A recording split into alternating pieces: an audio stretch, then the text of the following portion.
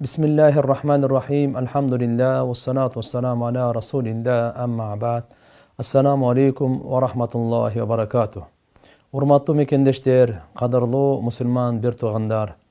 Барыңыздарга жараткан Алла Тааланын тынчтыгы, саламы, мээрими, райымы жана берекеси болсун. Жараткан Алла Таала баарыбыздын туткан орозолорубузду, кылган ибадаттарыбызды, окуган тарави намаздарыбызды, Куран окуганыбызды, укканыбызды, саарлыктарыбызды, тоба дуаларыбызды, кайрымдуулуктарыбызды, фитр садака зекеттерибиздин баардыгын кабыл кылсын. Жараткан Алла Таала тагдырыбызда көптөгөн Рамазан айын жаза көрсүн. Урматтуу туугандар, ислам дининде бул айт майрамдары ибадаттын аркасынан, ибадаттын негизинде, ибадаттан кийин бериле турган Алла Тааланын сыйлыгы, Алла Тааланын берекеси болуп, Алла Тааланын белеги болуп эсептелинет. Ороза айда, Рамазан айда Алла Таалага жакшы ибадат кылгандан кийин эми Алла Таала майрамдагыла деп мына ороза айт майрамын берген. Ажылыкты да жакшы өткөргөндөн кийин эми майрамдагыла деп ал жерде Курбан айт майрамын берген. Кудайым буйурса, мына ороза айт эртеге Кудай кааласа кантип айтка даярданышыбыз керек? Айтка тиешелүү өкүмдөр, сүннөттөрдү билип алайлы. Биринчиден, бүгүнкү түн, ушул айттын түнү, бул өтө касиеттүү түндөрдүн бири. Риваяттарда келет, ким ушу түнү уктабай ибадат кылып чыкса, эртеге кыямат күнү адамдардын жүрөктөрү өлгөндө, бунун жүрөгү өлбөйт дейт. Бардык адамдардын жүрөгүндө коркуу болгондо, кыжалатчылык болгондо, бунун жүрөгүндө коркуу, кыжалатчылык болбойт дейт. Ошо түндөрдүн бири мына айттын түнү. Ошон үчүн бул айттын түнүндө биз мүмкүн болушунча таң атчакты уктабай ибадат кыла албасак дагы тахажжуд намазын окуйлу. Эң болбоду дегенде куптан намазды жамаат менен жана багымдат намазды жамаат менен окуса, Кудай кааласа ушу түнү уктабай ибадат кылып чыкты дегендердин катарына жазылат. Эртерээк туруу керек. Эртерээк туруп, эң алгач алхамдулилlah гусул кылуу. Пайгамбарыбыз саллаллаху алейхи ва салламдын сүннөтүнөн жакшылап жуунуп, тазаланып, мисвак колдонуп, зубный паста, щетка биздин адатта, жакшы атыр себенип, таза кийим, же болбосо жаңы кийим, жаңы кийим болсо жакшы, болбосо эски кийимдерди таза жууп кийинип, таранып, сакал, чач баардыгын жакшынакай кылып, шариаттын чегинен чыкпай, жасанууга, кооздонууга шарият буйрук берет, жана бул талап кылынган. Атыр себенип, андан сырткары дагы мына эрте менен турганда бир аз таттуу нерсе, мисалы пирожный болобу, пайгамбар саллаллаху алейхи ва саллям курмаларды болгондо дагы так курмаларды жейт эле. 5, 7, 9 бир аз ороза айт менен Курбан айттын айырмасы ушундай. Ороза айтта бир аз жеп барган бул мустахаб, Курбан айтта айт намазга эч нерсе жебей барган мустахаб да. Ошон үчүн мына ороза айтта Кудай кааласа бир аз даам тартып. Алымдар айтат, күн сайын ороза туткан киши оозачарлык кылат эле, ушуну ифтар аскар деп коет. Бул оозачарлык, кичинекей оозачарлык деп коет. Ал эми айттын оозачарлыгы бул ифтари акбар дейт, бул чоң оозачарлык деп коет.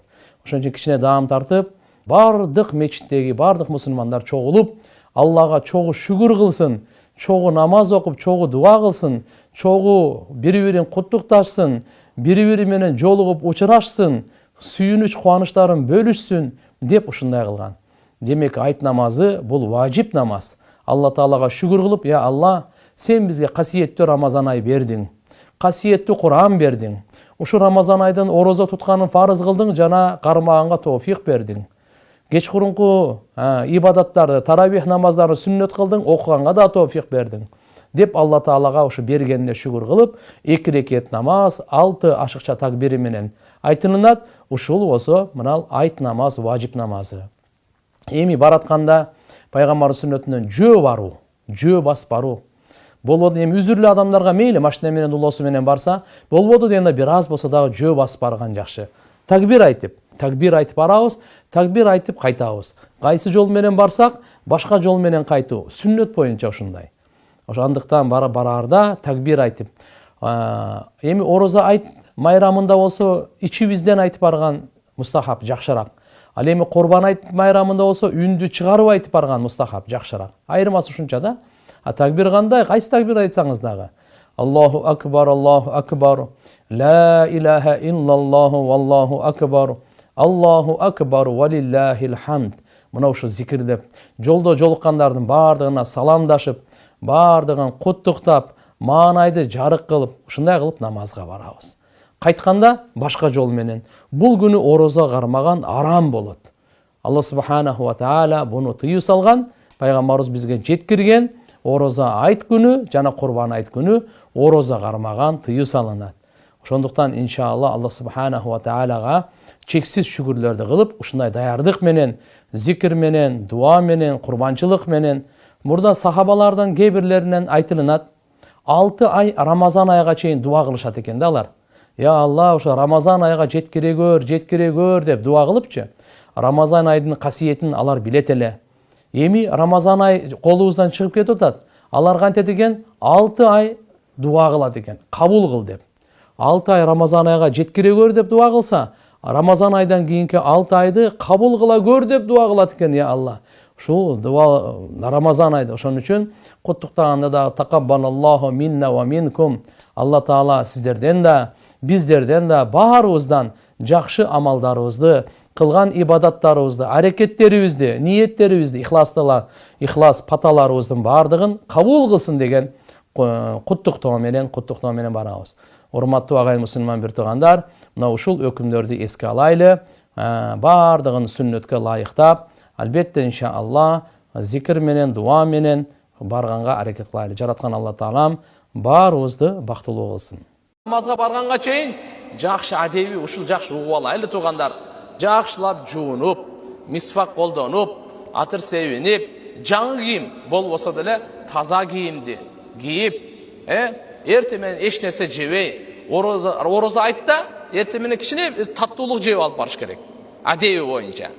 Курбан айтта болсочу, эртең менен эч нерсе жебей барыш керек.